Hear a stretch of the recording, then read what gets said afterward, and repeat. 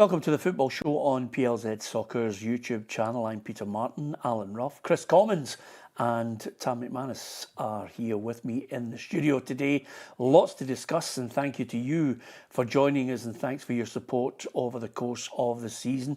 The figures have been absolutely fantastic, and if you want to join the football family, don't forget to click the like, share and subscribe buttons on our YouTube channel and right across our social media. And if you download the app, you'll get all that breaking news at your fingertips. Lots to talk about on the programme. Barry Ferguson becomes the new interim Rangers manager after Philippe Clement was sacked yesterday. David Gray's men sink Celtic to go 13 games unbeaten for the Hibs. We'll discuss that. Tam can't wipe the smile off his face. And St Johnstone staring at the relegation trapdoor. Just a few of the topics that we are going to discuss, and we want to know what you think on this on our feed. Give us your thoughts on it, Rangers fans. Are you delighted with the appointment and, of course, with the sacking of Philippe Clement? It certainly was on the cards after losing 2-0 to St Mirren.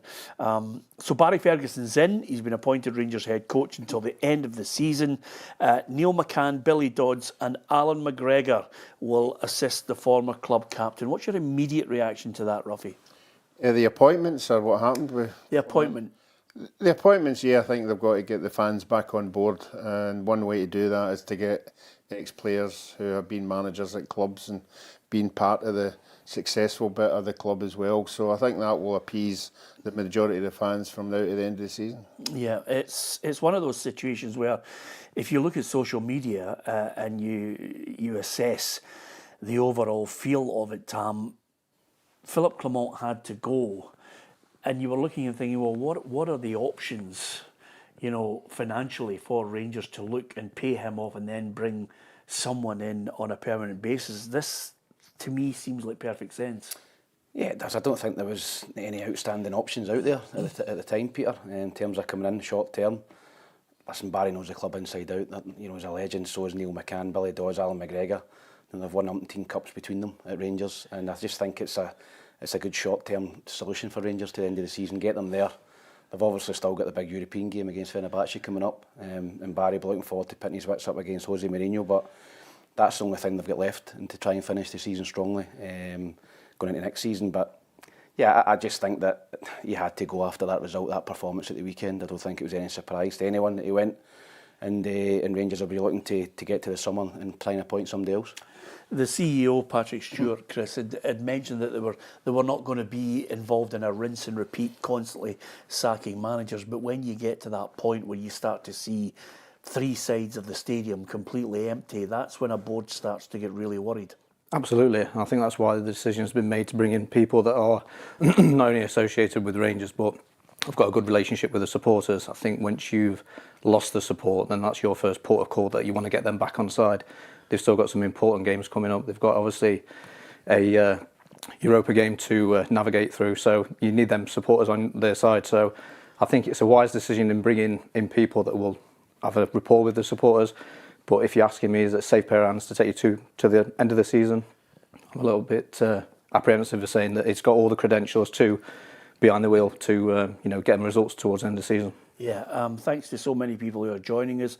Chris says, I'm listening to PLZ in Houston, Texas. I'd be quite happy with that, Ruffy. Houston, Texas at this time of year. Yeah, I think the weather might be a wee bit better than what we've got at the moment. Thanks to Billy and Paul and Thomas and lots of people who are offering their thoughts on whether it's good or not Barry Ferguson in charge. Let's go back to the overall weekend and what was happening and what unfolded, because quite simply it was prompted by a 2-0 loss at Ibrox for Rangers against St Mirren.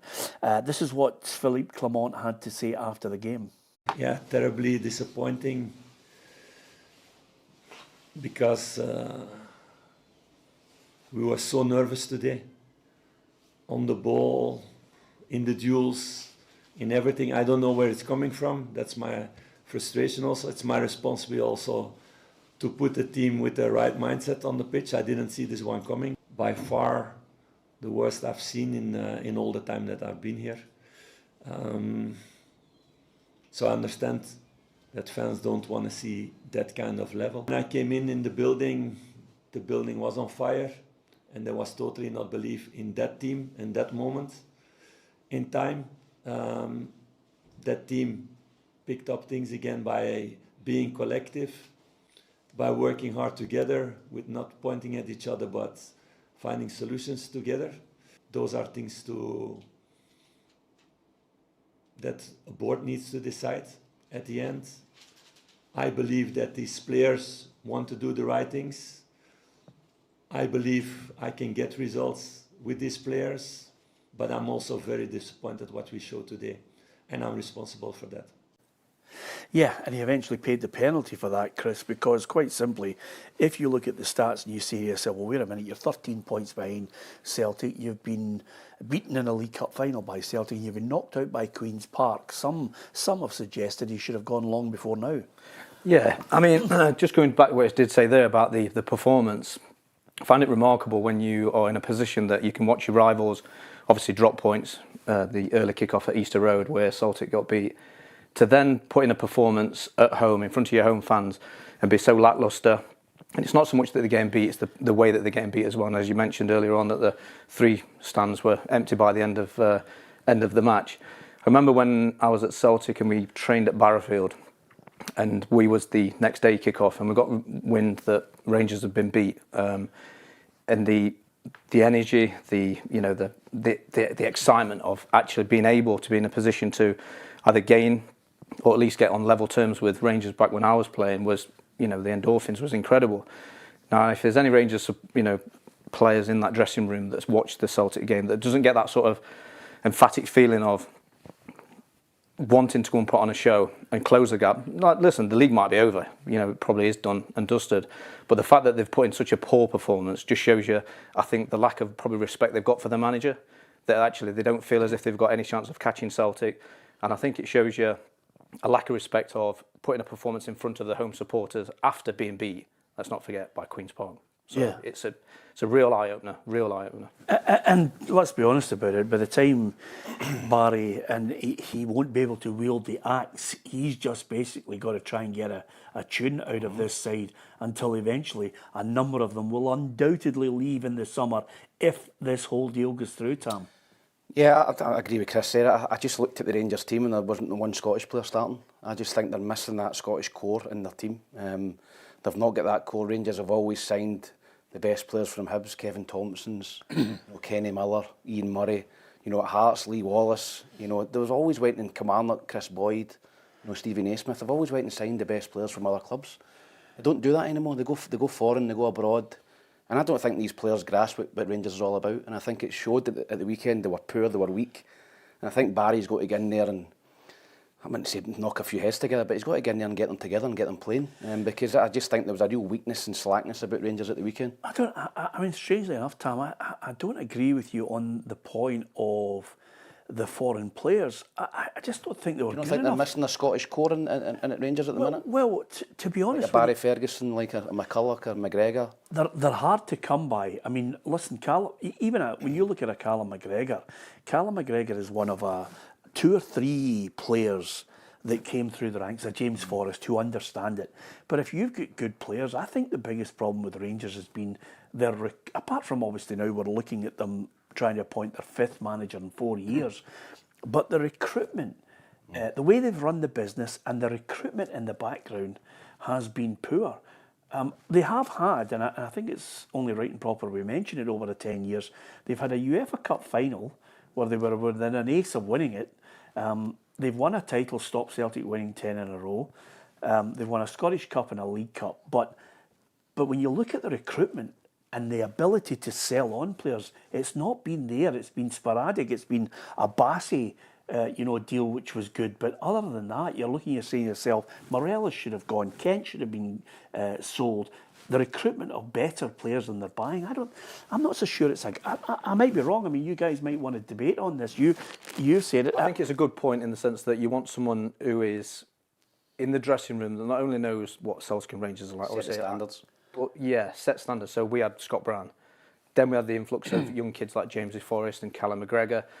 and obviously Kieran Tierney. But you get to a level in them sort of games where they should take care of themselves. Do you know what I mean? When you're a professional, you get a group of guys around you, and you're all pulling towards what you should be doing. Rangers should be beating St Mirren at home. Rangers should be beating Queen's Park. They should be in a title race. They're not in a title race. They're out of the cup. The only thing that they've got to probably look forward to now is potentially getting a result against Fenerbahce, which will be no easy feat, going away from home in Turkey. That will be a hell of a challenge. But one thing that they need to do is get the fans on board, which is why they're going to import someone like Barry Ferguson to generate that sort of excitement before the game. So if you're picking up on that point, have they... I mean, the buck stops with the manager, Ruffy, and if that's the case, I mean, one thing I do firmly believe is that the players that they've recruited, a number of them have been poor, Ruffy, but as Chris mentioned there, they're still better than what St Mirren can recruit. Yeah, they are. So have they down tools? Then you go into the individual characters, and I've said it all along, unfortunately, the players, not all the players, I think they're all good players, but a lot of them can't handle the situation. I don't think they've been at a club that's got 60,000 people in there breathing down their necks, good and bad. When it's in the bad times that happen, I find there's too many of them go hiding because they've never been at a club as big as Rangers, and I think they struggle with having to deal. I don't think, getting back to the point the guys are saying, I don't think they've got enough captains on the park to actually deal with the negative situations going on, and a lot of them go into their shell, and that's why they get beat. They could have felt a little bit under pressure coming off the back of the previous result.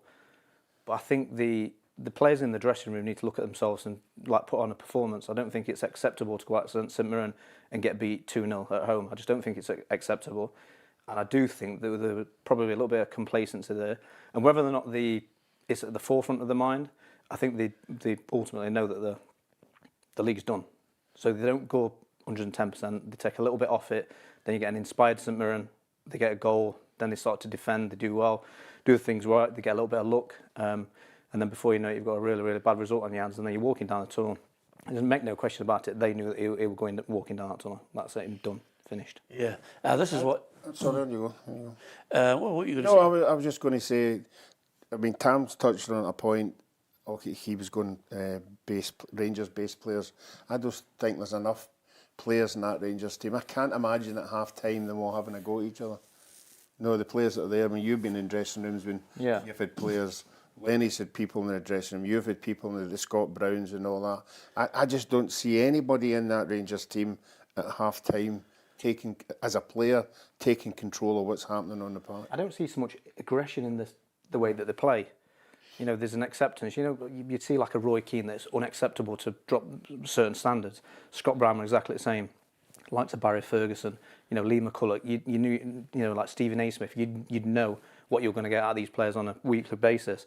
And I think what you said there, they'll probably go into the dressing room and look at each other and go, season's done anyway, league's done, it is what it is. But they've got an accountability to perform for not only the supporters, but for the manager as well. And unfortunately, he's lost his job. Now it's up to them whether or not they can, roll the sleeves up and have a good go between now and the end of the season. And I think for any Celtic supporter watching that, they want a strong Rangers. When I was a player, I wanted to beat the best Rangers team. I don't want to see a weakened animal. I want to play against the absolute best of the best and show them that we're still the best in Scotland. So yeah, and on that point, Tam, I think a lot of it is in the background. I mean, the emphasis has been continually, okay, Barry Ferguson's in. Some people will like it. Some Rangers fans will say, no, we're not happy with it. Doesn't have the credentials. Everybody's entitled to their opinion on Barry. For me, the problems run deep. I think the recruitment has been disastrous at times. And if we're talking about potentially players in Scotland that they should have bought to back up your argument, then Lewis Ferguson was £1 million. And they ended up spending money elsewhere that I would not have spent. He could have been in the middle of the park for Rangers. He could have been, and so could Luke McCowan.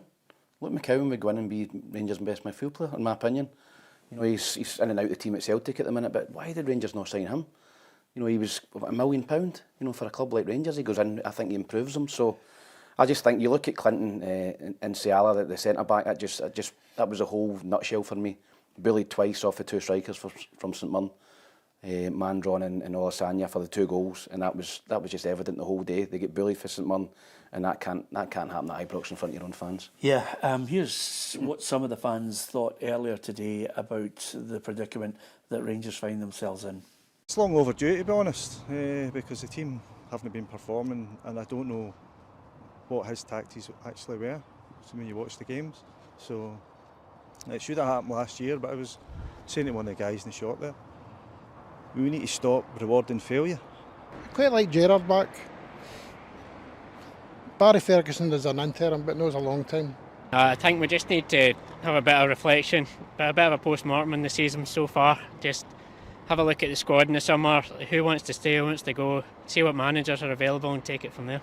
There's a number of contenders I'd like to see. There's certain people you don't want to see, maybe just due to the connection to Rangers. I can't say it for him. Good kick out the backside, that's what it needs. There's not enough fight in the team.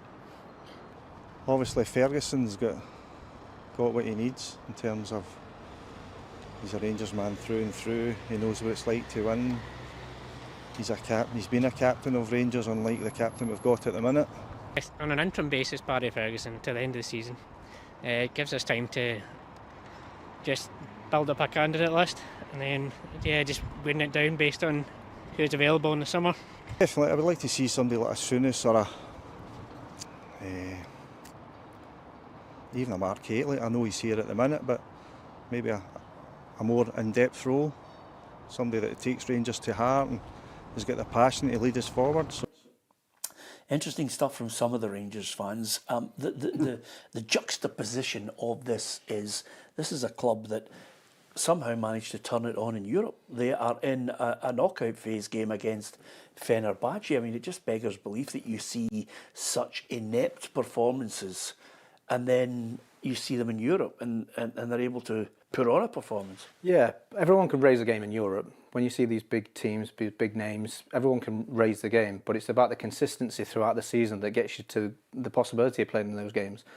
You know, when we was playing, one week you'd play at Barcelona away, then you'd be at Ross County away, and that was the magnitude of where you would be and what you'd have to do. But you have to, the same sort of mindset had to be in both games, because Lenny used to say, you know, if you take your mind off the Ross Counties, you know, and like the Inverness games, if you're not 100% committed and dedicated to those performances, then Rangers will win the league, then you ain't got the opportunity to then play in Europe. So you've got to be really, really professional. You can't take anything for granted. Everything that you do in training has to be spot on. You can't have any like lapse days. You can't be, you know, off the beat, because when you do drop in those standards just slightly, and you've seen with Rangers in the last couple of weeks, they've dropped the standards just slightly, and you get a rejuvenated St Mirren. You get a team that not only goes and puts a show on, but they out play them, you know, out physically bully them in certain positions. So it's a downward spiral when you're on that sort of thing. When that sort of starts creeping into your squad, that's when you need your strong characters. That's when you need your captain. That's when you need a strong manager. That's when you need someone to pull you to one side in a dressing room and say, listen, this is unacceptable. This is not how we do things. And lucky for me, I was always in a dressing room that we had them sort of characters that could do that. Whether or not Rangers have, time will tell. Yeah, absolutely. Just in case you have just joined us and you're not aware that Barry Ferguson has been confirmed as the interim Rangers manager. Neil McCann, Billy Dodds and Allan McGregor. Obviously Barry worked with us for 3 years, Ruffy, so it's only a matter of time before Tam eventually becomes the Hibs manager. God knows where Chris is going. It's Nottingham Forest or Derby, but we just seem to just feed people managers. Yep, that's the way it's been. So what, 10 years, 12 years? Is that you banned Fibrocks as well now? I think we'll be all right. I wish him the best of luck. I mean, just basically because we know him. I wish him the very best of luck because he's a Rangers man. I know that the dream for Barry Ferguson was to manage Rangers one day. That was the one thing that really drove him on. Some people will look and say he's been a failure. With the clubs he was at, I know different because Clyde was a basket case of a club at the time. He was paying some of the players. He was paying for them to get to games. Kelty, he did well at Kelty, Ruffy. Alloa didn't work out for him over the year. But I do think he's got, you know, certainly to the summer, I think he's got something that he'll be able to get a trick out of these guys. They certainly will know that it's a different voice, a different mentality, a different way to play. And, you know, Billy Dodds has got a lot of experience as well as Neil McCann. Allan McGregor probably will try and look at the goalkeeping situation as a coach. I don't think, I'm not being in any way dismissive of his qualities, but I think that's where his strengths will be. Yeah, as far as Barry's concerned, they'll certainly get somebody with a bit of fire in their belly. We've seen him as a player, you know, he doesn't suffer fools gladly, and I think he'll be wanting to go into the dressing room and do exactly what we're saying is there's a lack of. And it might work with some players, it might not work with the others. But certainly what he will do is he'll go in there and he knows what Rangers are all about. But at the end of the day, it's going to be up to the players on the park. So it'll be interesting to see who... I mean, he's been watching the games as well. You know, he's an ambassador down at the club, so he'll have seen every game. So he'll know the players that he thinks should be there and the ones that shouldn't. Yeah, and also he will understand the stature of the job. He'll be there and he'll know how to conduct himself. It's about... I'm not too sure too many Rangers fans will... I don't think they'll have an idea in their mind of how he's going to try and set this team up to play. Kilmarnock, first of all, that's the midweek Yeah, it's a tough opener for him. You know, it's a real tough game down at Kilmarnock on that pitch. Listen, I think Neil McCann's quite a clever tactical brain. I think he's obviously been a manager in the Premier League with Dundee. I think he's got good experience. I think he speaks well. And I think he might be the one that maybe takes the training and does the tactics, and Barry's maybe the motivator in the dressing room. I'm not sure how it'll work, but listen, they've just got to start winning games again. They've got to get consistent run of form. They've got two massive games coming up against Fenerbahce, but the bread and butter is going to Kilmarnock and winning. You know, going to the weekend winning and getting a consistent run of form and getting the standards back into Rangers. You know, because I actually think he'll be Saturday's doing the unacceptable. Well, as I said, I don't know the dynamic how it'll work out, Peter. No, I think he'll do the coaching. He did his badges all the way up to A in Northern Ireland, and I think he was very much a hands-on tracksuit type manager. If anything, and I back you up with this, I think Neil McCann and Billy Dodds, because of their experience, will be able to be a sounding board for him to say, look, you know, here's certain things that you might not have thought of. This is what we should maybe be paying particular attention to. I think they'll drive standards, Peter, and that's what it's all about. It's driving standards every day in training, because the standards have slipped this season for Rangers. Okay, in Europe, as Chris said, you can raise your game, and I think there's slightly less pressure on Rangers because they're not expected to win every game in Europe. They can go and they can sit in and teams attack them.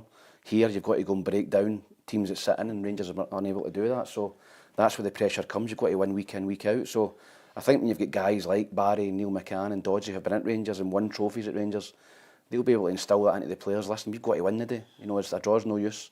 We've got to go and win the game by hook or by crook. Doesn't matter how you play, just go and win. And I think that's why they're in the door, Peter, to try and drive the standards back up. With Barry and the rest of the Rangers lot going in there, I think as soon as you hear that news, I think as a Rangers player in that dressing room, you know, you might get your phone out, get your laptop out, and just go, right, okay, yeah, right, he's a Rangers legend. He's bringing this team with him. We need to be on it now. You know, there's no slack days, there's no days off, there's no turning up at 10, leaving at 1. I think you'll get that response very, very quickly. Now, whether they can get that response and put it into performances will be interesting to see. But let's not forget, he's inheriting the second best team in Scotland at the minute. You know, they're not in the lower depths of the division where they're struggling for confidence in the sense of winning games. They have been winning games and they've lost the last 2, but they're in a position where they can have a bit of a free hit. No one's expecting them to be, I would say, Fenerbahce, but go and have a good go.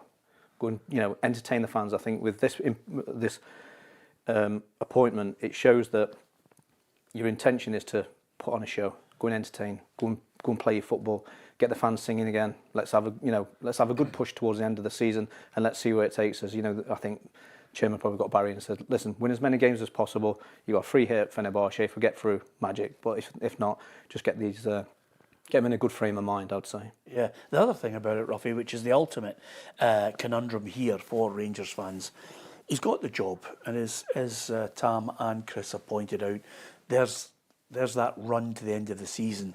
If he somehow, listen, you know what it's like, fickle fans, if he somehow pulled out an Old Firm win, they'd be clamouring for him to get the job.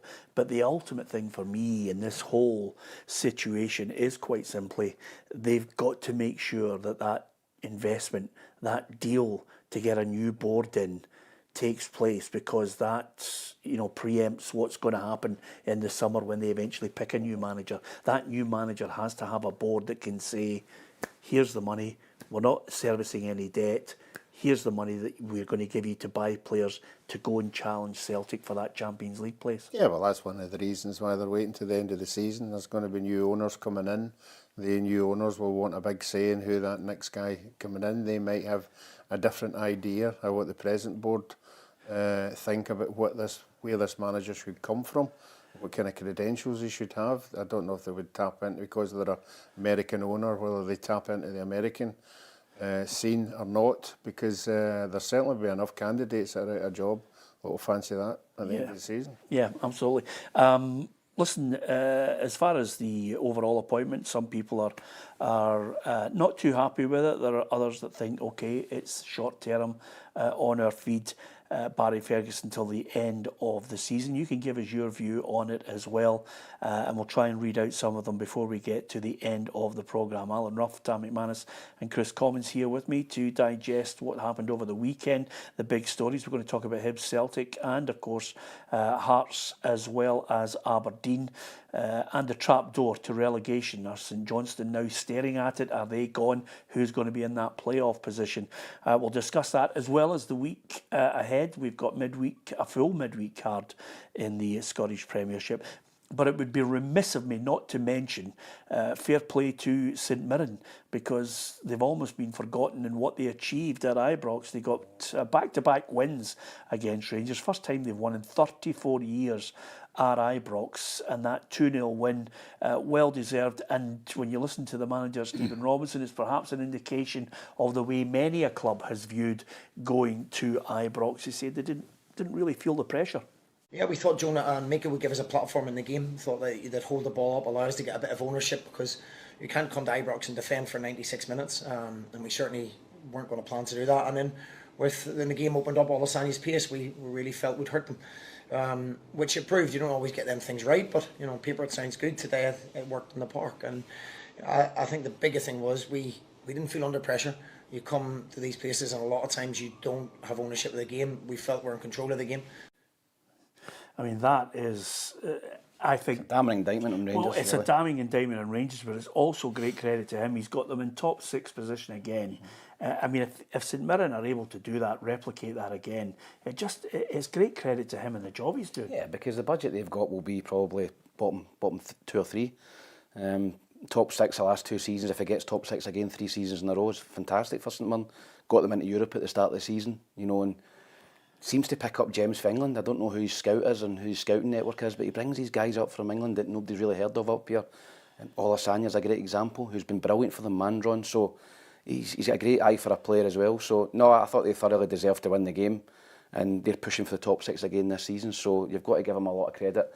Listen, all the focus will be on how bad Rangers were, but sometimes you've got to give the team that won the game credit, and that St Mirren totally deserved to win the game. Yeah, absolutely. We're going to talk the other results from the weekend after the news headlines. Hi there, I'm Kerry, and here is your daily news update on Monday the 24th of February, brought to you by Arnold Clark Rewards. Buy a car, download the app and get rewarded. Before Philippe Clement was relieved of his duties as Rangers boss at the weekend, the Belgian maintains that pressure from fans can't be an excuse for players to put on poor performances. It cannot be a reason, because that's part of being a player here. That's part of working here. So you know from before, after the performance against Queen's Park. So no excuses. If you want to be a Rangers player, you need to cope with these things. After St Mirren's win at Ibrox at the weekend, Buddy's boss Stephen Robinson says his players always believed they could take something from the game at Ibrox. I always feel that if you can silence a crowd for 45 minutes, it gives you an opportunity, and that's what happened. Then Rangers have to come out and be a little bit more expansive, and it leaves gaps in behind. So we've got players we believe can hurt people. I think Fiossi's unbelievable off the bench at times, although I start him a lot of times as well. As I say, the expectation now is they don't fear anyone. I think the biggest thing he said to me, they don't go and fear anybody, and that's testament to the players. And finally, Hibs boss David Gray says despite their win over Celtic at Easter Road at the weekend, the priority is still to finish in the top half of the Premiership table.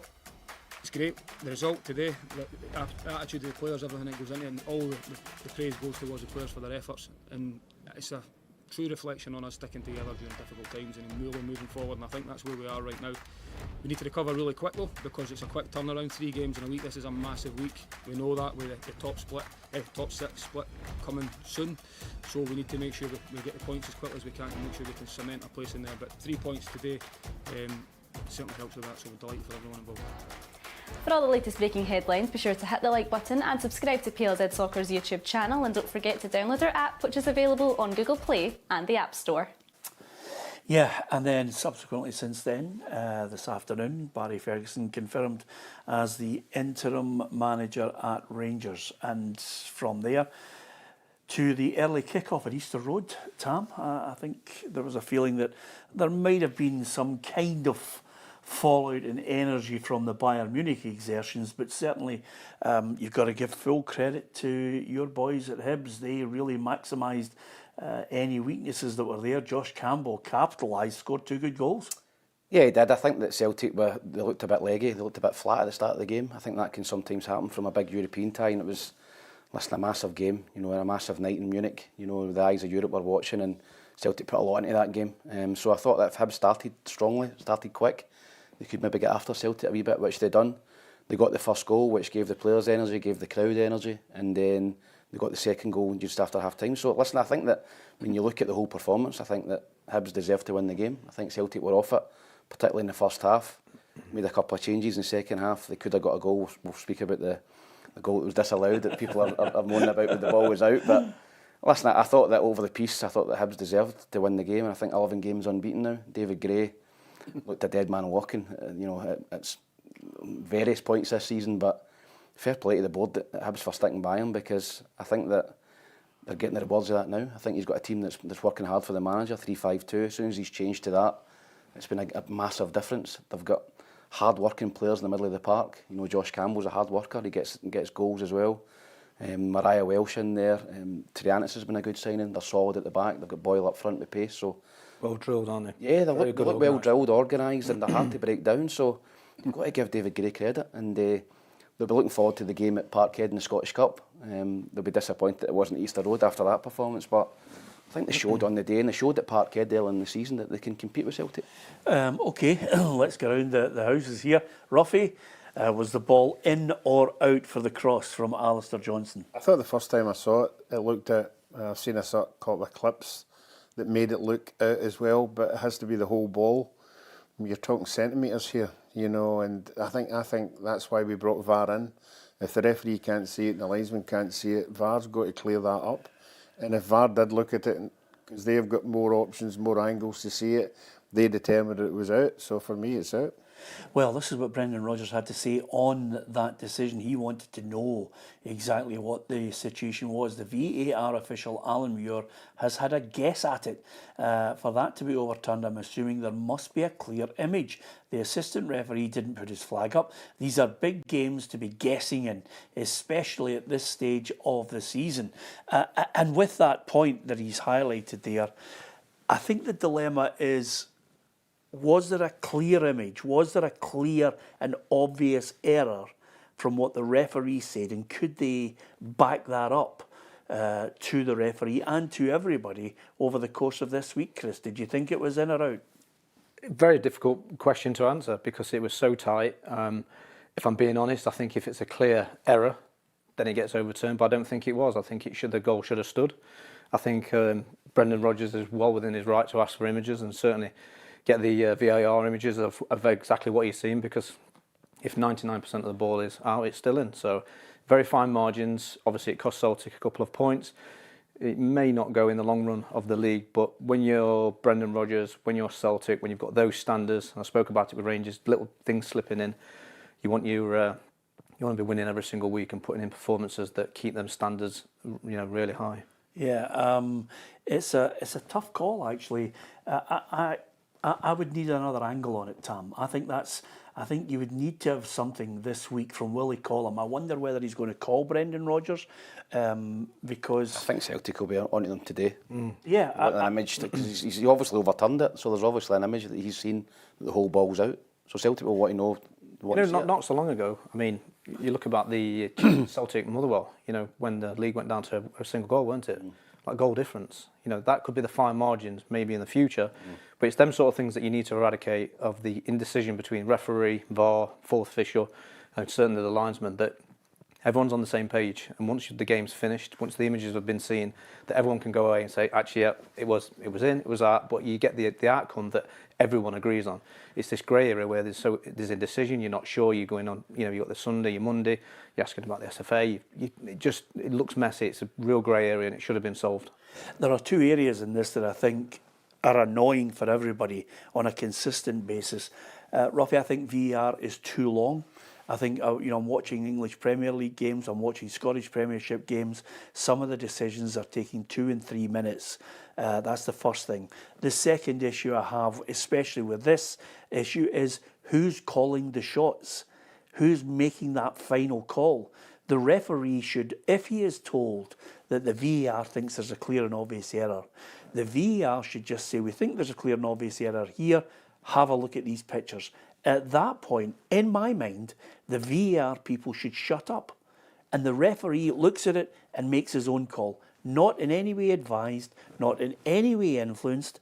I think if that is the case, that's happening right now, then release the tapes. Let's hear what the exchange is. It's sometimes the images. The images are the ones that sometimes sway, especially supporters. I don't know if you've seen the Manchester United-Everton penalty towards the end with Ashley Young. Yeah. Now, I think what the referee gave first was the penalty. The penalty, but a trip from Harry Maguire. The commentary thought it was a pull from Didier on Young. So then when you see it, you go, oh yeah, Didier has had a little pull there. The referee then gets called to see these pictures, but he never actually sees the image that the the TV show that we're seeing. So he then judges it on something that we've seen that he's not seen, if that makes sense. So he gives no penalty, but if he'd have seen the image that we've seen, perhaps that's the penalty. Yeah. So these images that, these people that are watching in VAR and towards the public, they need to be then put towards a referee that then has a look and says, yeah, my final decision is it was a correct call or it was a bad decision. But at the minute, there's so much imagery, so much slow motion, so many different angles, different opinions. And we don't know how much the VAR is influencing the referee. Exactly, yeah. Just to remind me, did the referee go to the VAR camera for it? For the ball. He gave the goal. And then did he go to it, or did they just go by them saying? He must have I don't remember him going over to the camera to have a look at it. No, he goes to the VAR. He goes to the VAR. Right, I thought he just went to VAR. No, you can't. That means the VAR are discussing it and deciding what it is. You've got to go, and the referee's got to go and turn around and say, "This ball is out. It's not an equaliser." He must have a clear image that the ball was out to overturn that. Yeah. Has to be. Has to be. Yes. Well, and if that's the case, they've then got to produce it. And Celtic, they will be on it. Celtic and Brendan Rodgers are well within their right to say, show us the image that got overturned this goal. Because if not, I'm not saying there's a conspiracy, but you can't make a judgment when a goal's been scored on something that's so minute. And if it is minute, then it should have stood.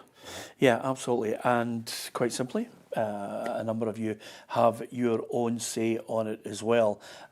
Give us your thoughts on that decision. Give us your thoughts overall. Do you think there will be some kind of release from Willie Collum and the referees this week on that? Will we actually see the image that Celtic have been clamouring for? Incidentally, Brendan Rodgers obviously was aware that he had managed to see off another Rangers manager. This is what he had to say on Philippe Clement today ahead of their game against Aberdeen. I think we all know the conditions up here. You have to be winning. He's shown previously coming into Rangers that he's a very good manager. He's won titles. He's not just a good coach, he's a winning coach. There is a relentless pressure on you at Rangers and Celtic. And that's quite simply, if you are second in this city, Chris, you lose your job. That's a good point. But there's a way to, there's a way to lose and there's a way to perform. Unfortunately for Philippe Clement, the results and the performance were under par. So, you're meant to be pushing Celtic all the way. That's the if you're not winning, then you push them right to the end. You want to be going into the last day of the season with a chance of winning the title. And it's been a while since I've been in that position. Who do you think is going to finish third? I would say Aberdeen. Yeah, I know they had a great start to the season. They've had a bit of a blip, but yeah, I think they'll get back on that winning streak and start putting a few results together. And I think they'll finish the job and become third. Yeah, left it late against Kilmarnock, Ruffy, and O'Day Daba scored the winner. It's 3 consecutive wins now. I know we've got a lot of Aberdeen fans who hang on your every word, but they're back. No, they are back. I mean, it's an unbelievable run that we're on, you know, and sometimes you just need that win to get the confidence back in again. They've brought in a lot of new players who weren't part of that disastrous run, so I'm sure that will help a wee bit. And obviously got a new striker in, scores in his first game against the home crowd, so that's a good one for him as well. But I think Hearts and Hibs will have something to say about it. They seem to be motoring a wee bit now as well and winning games relatively comfortable. Are you going for Aberdeen or Hibs to I'm finish? going Hibs, yeah. Yeah, you sticking with Hibs? Yeah. Yeah, I'm going to stick with Hibs. You're obviously going to have to stick. No, I'm sticking with Aberdeen. You've got to stick. You've got to stick with I had Aberdeen. Aberdeen finishing second at one point this season. That's fell off the cliff. But no, I think when you look at all the teams at the weekend, Hibs had a great result against Celtic on a surprising one, and then every other team won round about them. Dundee United won, Aberdeen won, St Mirren won, Hearts won. So it's a real race. I think that you can start to see maybe a detachment from a Dundee, St Johnstone, maybe Kilmarnock, Motherwell, and then you've got the other, the 4 or 5 all battling for third place, I think. Yeah, and when you look at it, I mean, it's Dundee United against Hibs on the Wednesday night, but Celtic have got Aberdeen tomorrow night, Ruffy. So suddenly, Hibs will be looking and saying to themselves, I mean, I think I'm going to go for Hibs to finish third, because I think they'll look at it and say to themselves, there's enough incentive. 13 games unbeaten, well organised, as Chris pointed out, scoring goals. Kieran Bowie's deserving of great credit as well. I thought he looked a real menace.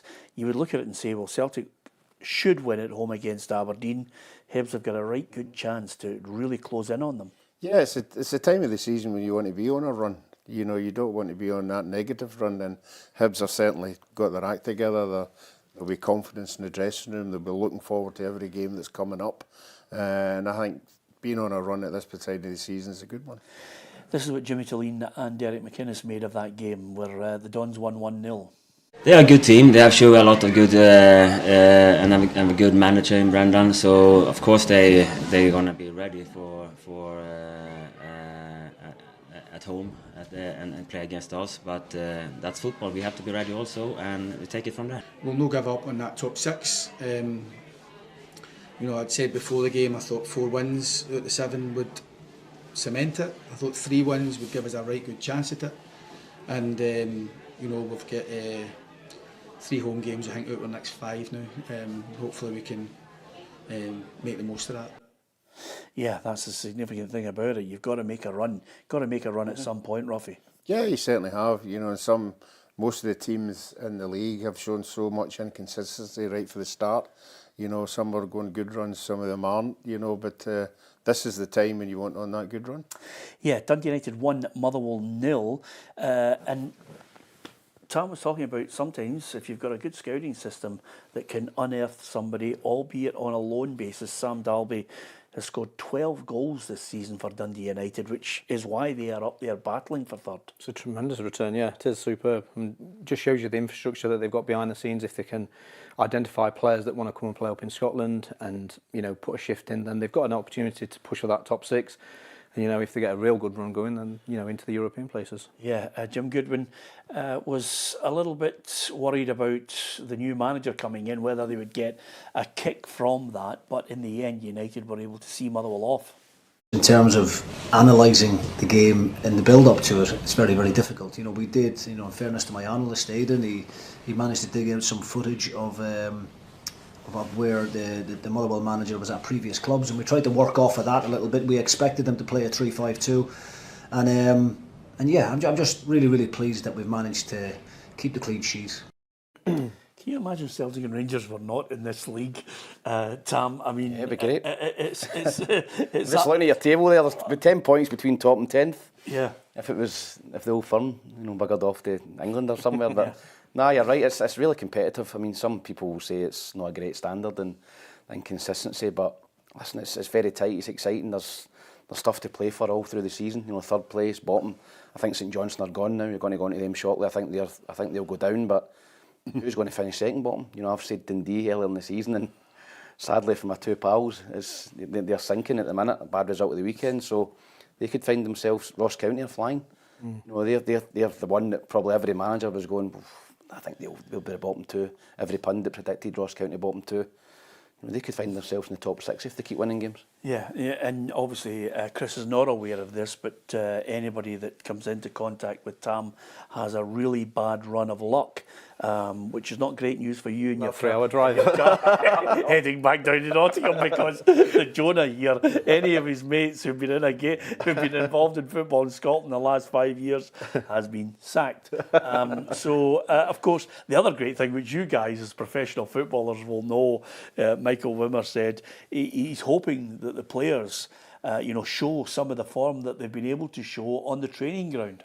It's important that they also bring the same confidence and the same performance and the same composure in possession in the match as in the training. But it's also important that you have the confidence to get options. Yeah, if you have the ball, you need options, and this is also a behavior we have to improve. Yeah, you have to be confident in getting options, and not only stand and to look. Oh, here's the ball. Good luck. No, we need many 3 persons who we can play with.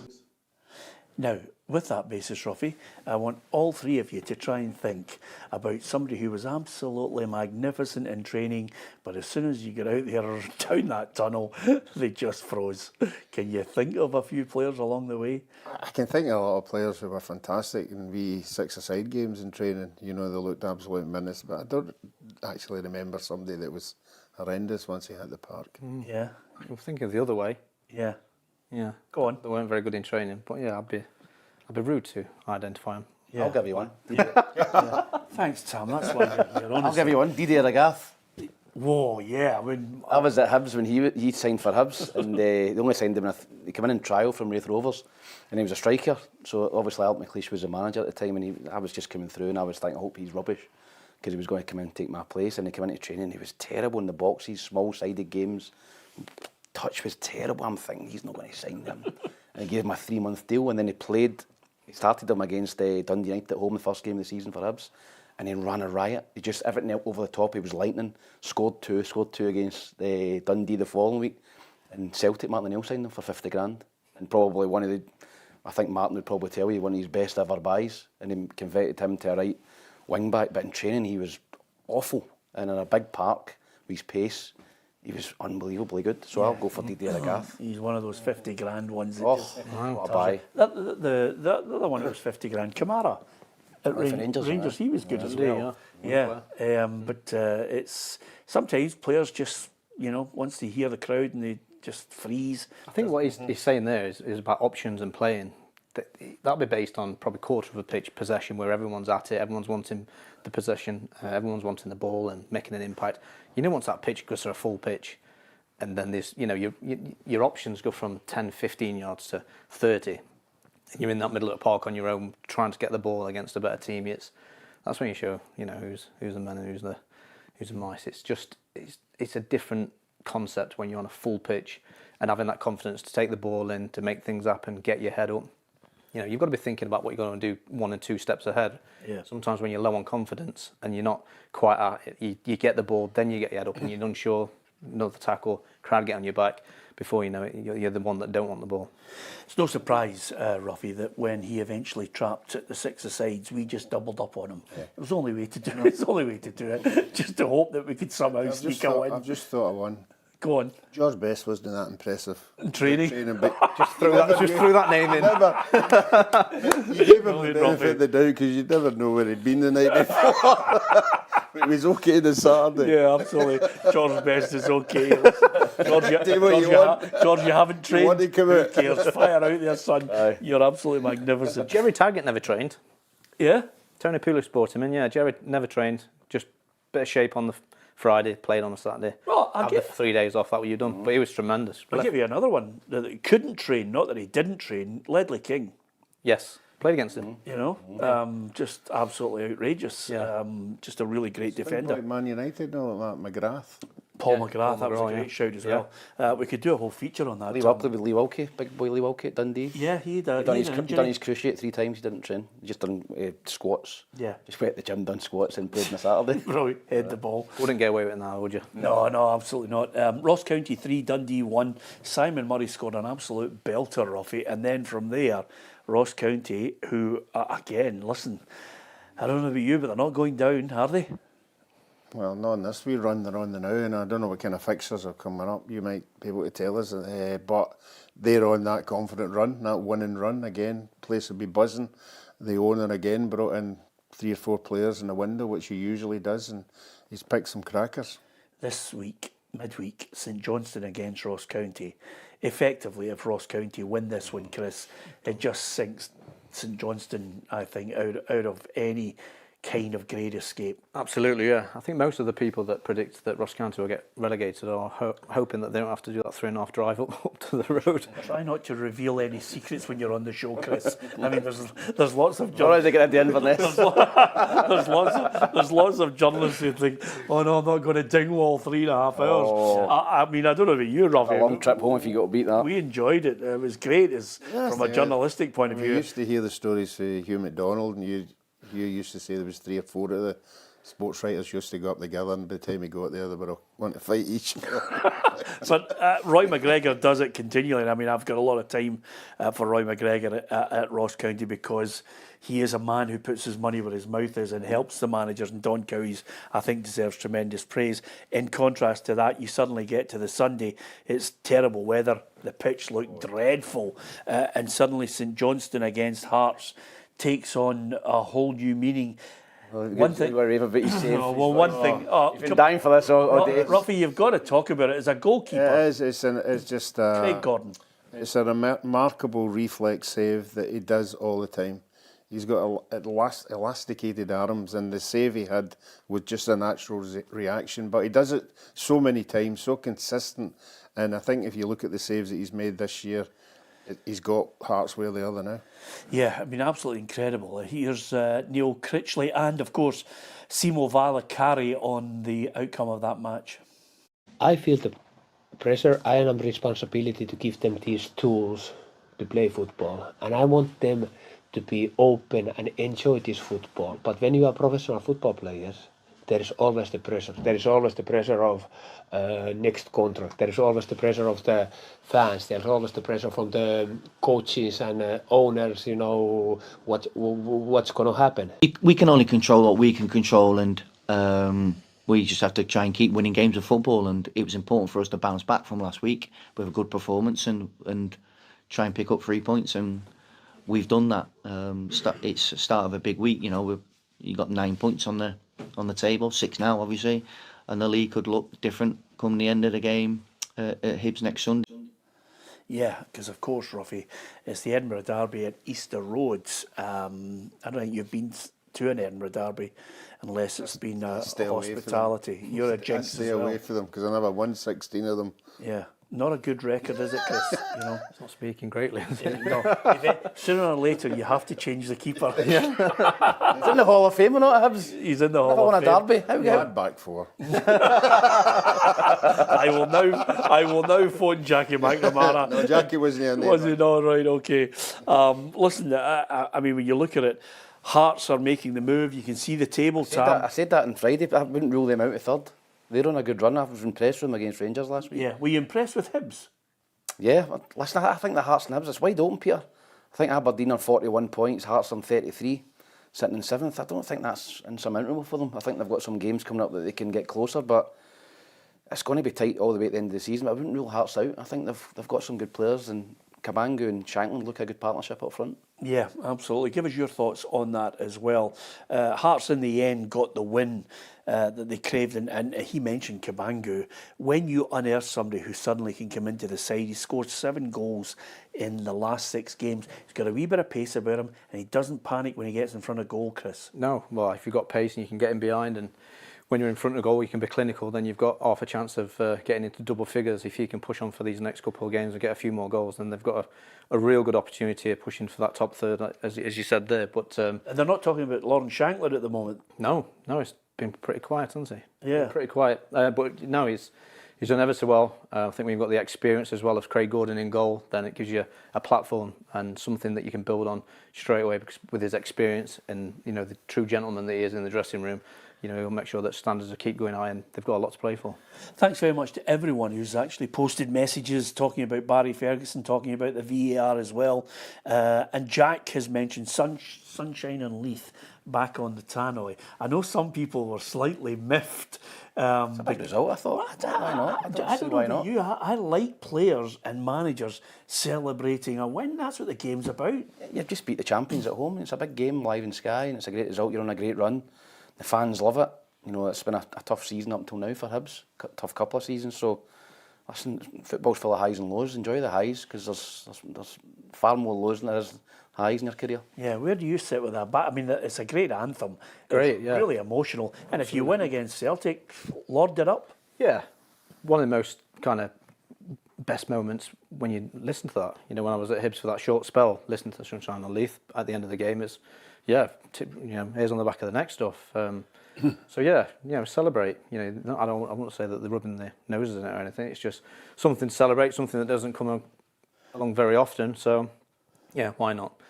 Yeah, Thomas says, who doesn't like sunshine in Leith? I have to tell you, there's a few people in here didn't like us playing it when we play the music in the office, Ruffy, but, they had to go. It's as simple as that. And Mark says, the ref didn't go to the monitor. VAR explained the decision was a factual one, stating that the ball was out. And that was made by Alan Muir, and that's where Brendan Rodgers thinks he got it wrong. It will undoubtedly unfold. Maybe there will be a statement from Willie Collum on that. Maybe we'll get it. I think he will be. I think Willie's been quite open, hasn't he? Yeah, he has. He's been good. He's been pretty good with decisions, and for good or bad. You can just imagine him with a rubber rubbing the line, tamping the floor. Yeah, I don't think that will happen. I think he's been fairly upfront about it all. Listen, just before we go, got to mention, if you think about how it looks in Scotland with the Premiership title race, everybody thinks Celtic, and there's no way anybody else is going to catch them. Well, I wonder what they're thinking down south after Liverpool defeated Man City by 2-0. Here's the full-time assessment from Pep Guardiola and Arne Slot. No one saw us as a title contender when we started in the beginning of the season, and I think no one in the world of football would have expected City not to be so close to the one that leads the league. I would say they defend really well, and I would say for me it would be easy to say yes, but it would be so unfair for the players that played today because they were exceptional. I know against the team we played, I know that some transitions and mistakes we can do, but how many times we were there and Doku make actions at 1 and 2. It's for the next one. Yeah, in the end, 2-0, and it always helps, I think, whether you're at the top or the bottom, if you've got somebody who's banging goals in for you, especially at the top, if you've got somebody as exceptional as Mo Salah, then this is going to be a special season for them. Yeah, I shadowed that. They just need to get over the line on all fronts, but the fact that they are potentially on a treble is remarkable. I think when Arne Slot says no one considered them being title contenders, I think that was just the noise of Jurgen Klopp leaving his position, that he had such an impact on that team, but he's made the transition absolutely seamless, and they're now not only the attacking threat that they usually are, but defensively they're absolutely magnificent. And I think crucially in this league, they've not had any big injuries to their key players like Salah, like Van Dijk, and the boy in the midfield, McAllister. I think that's like your spine core. They've been outstanding, and we'll be looking to wrap the league up and look for a Champions League final as well as a League Cup as well. Yeah, just before we go, we might as well finish the way we started with that big news that Barry Ferguson is the interim manager at Rangers, and he has a team there in the background that will help him along the way. Neil McCann, Billy Dodds, and also over and above that, Allan McGregor returns to the coaching team as well. Just as a footnote to it all, Ruffy, do you think this is the perfect time for Rangers just to settle down and let Barry get on with it, and how do you think he's going to fare? Yeah, I think that's the reason they've been brought in. That we saw the fans leaving at the weekend there, so the most important people at a football club are the fans, and that's why these appointments have been made. I think the majority of the fans will say, right, we've got Rangers people in there. We do want change at the end of the season, but we're more than happy to put up with that just now. Yeah, undoubtedly, you know how fickle supporters can be, Tam, but if he were to get a few results, suddenly, if a new board comes in, suddenly they might even take a look at him, which for Barry would be his ultimate dream. Yeah, listen, we know Barry well. Listen, it's his dream job. He's in his dream job right now, today, starting as a manager of Rangers. That's what he wanted when he retired from football. And he's got a brilliant opportunity from now to the end of the season to stake his claim, win games, maybe get through past Fenerbahce, maybe get another tie in Europe, and prove to the board and prove to the fans that he's capable of doing the job. There's a lot of people who think his past record goes against him, but listen, I wish him well. I hope he does well. I like Barry, and I really hope he goes in and does well at Rangers. Yeah, absolutely. As a former employee here, and we've known him for such a long time, we wish him all the very best. Is he track suiting it, Ruffy, or is he coming in a suit with a tie? The Almiron hoodie. Yeah, you're wondering. I think he's a suit and a tie. I think he's definitely a suit. Have his, what are they want? Balenciagas. Have them on. Well, he will not have his Balenciagas. Yeah, I'll tell you, he'll be wearing a suit with brown brogues. Yes, very staunch. I think he'll be staunch. I don't think he'll go the full hog with a cardigan. No. Can't he see Barry in a cardigan? No, listen, don't rule it out. By the way, if he even has a modicum of the quality of Walter Smith in a cardigan, he'll be well pleased with himself. Listen, great to have Chris with us. I know you're going to come up and do quite a bit with us as well, Chris, which we're really looking forward to. The difficulty for you, and it's going to be really difficult, Ruffy, with only 11 games left. You need 12 appearances to get to the end of season party, which could be a real blow for Chris. Say the difficult thing is sitting next to Ruffy. Well, listen, you sat next to Boydie for long and weary. You're about to get your eyes open. It's nice to get worded. Yeah, exactly. End of season party time. It's always a pressure. Aye. For appearances. Aye. Yeah. Is Ruffy still invited after he's patched your 70th? Yeah. 70th. Thanks for that, Tam. It's Tam's last appearance today as Chris comes in. Anyway, thanks to Ruffy. Brilliant to have Chris with us. Hope you enjoyed his company, and to Tam McManus as well. Don't forget, if you want to get some of our merchandise, you can take full advantage of it. We always like you to hit the subscribe button as well and come and join the football family. We will have the Women's Football Show. We'll have the journos. We're going to be out and about with our reporters, giving you the interviews from the managers and players north and south of the border on our social media. So make sure that you download that app as well. From everybody here, thank you for listening and watching.